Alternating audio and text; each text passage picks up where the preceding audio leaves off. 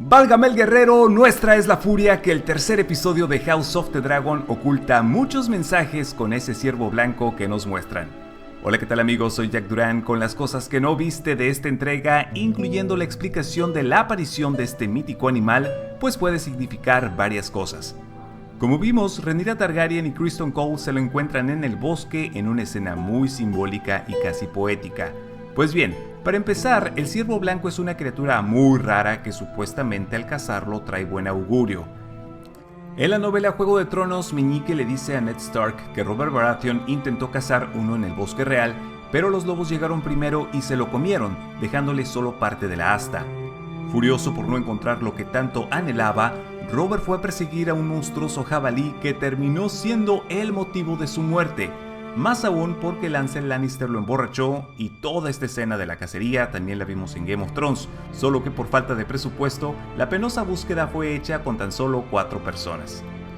En torno a esto, hay muchas metáforas de lo que pasaría casi 2 siglos después, porque luego en este episodio los hombres de Viserys atrapan a un venado, pero no es blanco, sino marrón. Entonces no le traerá tan buena suerte a Aegon II, su nuevo hijo.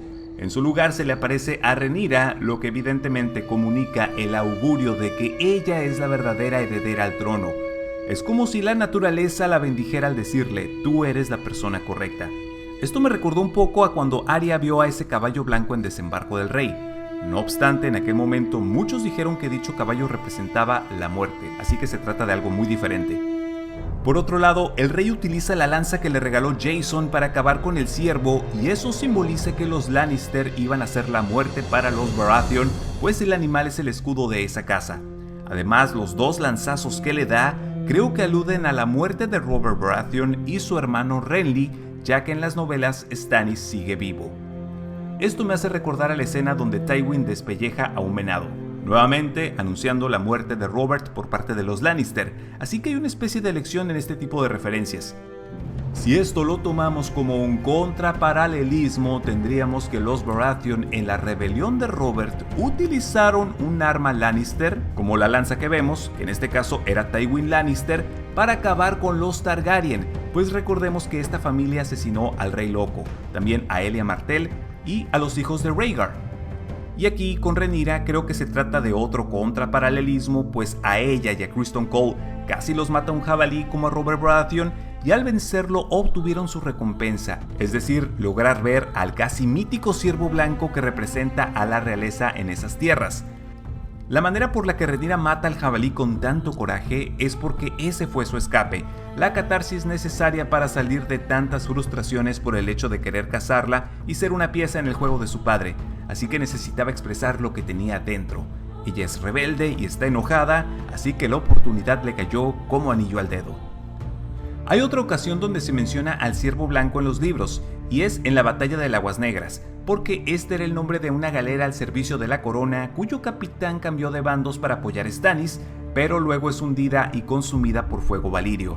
Así que, no lo sé, podría parecer muy forzado lo que voy a decir, pero quizás ese venado sea una advertencia para indicarle a Rhaenyra que alguien cercano a ella cambiará de bando. No digo más, ahí lo dejamos.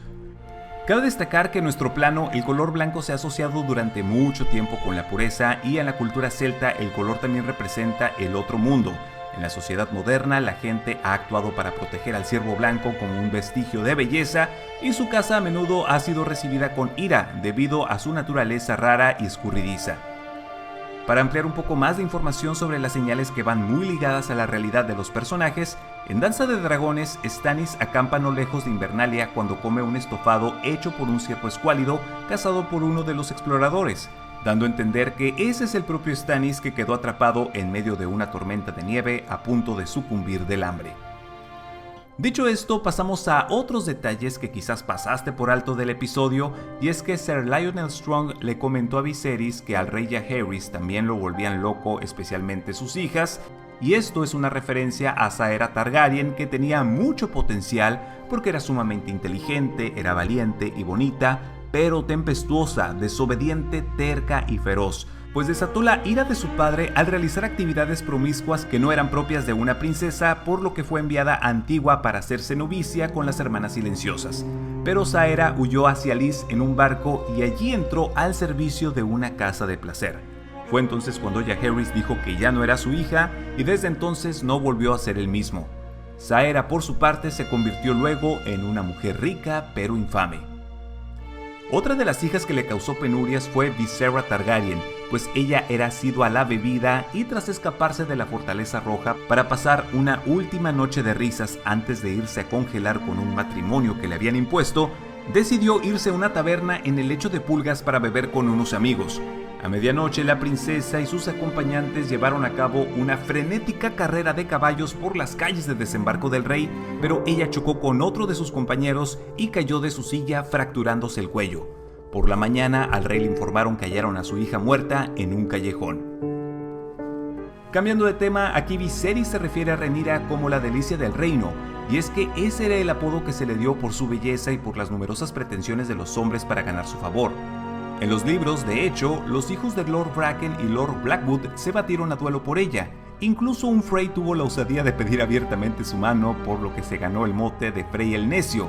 En un banquete de Roca Casterly, Jason y Tyland se disputaron la mano de Rhaenyra, así como los hijos de Lord Tully, el propio Lord Tyrell de Alto Jardín, Lord Oakhart, Lord Tarly y, sí, Harwin Strong, el machacahuesos. Apuntando algunas otras cosas interesantes, conocemos más de Criston Cole, que recordemos es hijo del mayordomo de Refugio Negro, y antes de ser nombrado guardia real, a lo que más podía aspirar era casarse con una chica común. Por ello agradece a Rhaenyra por haberlo elegido, pues es un honor pertenecer al Libro Blanco, también conocido como el Libro de los Hermanos, y que es el tomo que recoge las obras de cada miembro que ha servido alguna vez en la historia de la Guardia Real. En Game of Thrones, de hecho, lo vimos en varias escenas. Sobre Vaemond Velaryon, en esta adaptación lo hicieron hermano de Corlys, la serpiente marina, pero en los libros Vaemond es su sobrino. En los errores técnicos, Viserys tiene puesto un croma verde en los dedos que le faltan en una de las escenas, pero esto no se nota en pantalla al menos que tomes captura y le subas el brillo. Finalmente, en la conversación de Keira Lannister, la señora menciona que Lady Joanna fue aparentemente abducida cuando uno de los barcos de Lord Swan navegaba por los peldaños de piedra y fue vendida a una casa de placer en las ciudades libres. Esto es la descripción de otro de los peligros que representaba el control de la triarquía, pues a menudo abordaban galeras y secuestraban a su gente, vendiendo a las mujeres nobles al mejor postor del otro lado del mar angosto. Y de esta forma hemos terminado con todos los detalles escondidos, easter eggs y las cosas que no viste del tercer episodio. No olvides suscribirte al canal y activar la campana de notificaciones acá abajo para estar alerta de nuevo contenido. Por mi parte es todo, muchas gracias por estar aquí, mi nombre es Jack Durán y nos vemos en otra emisión.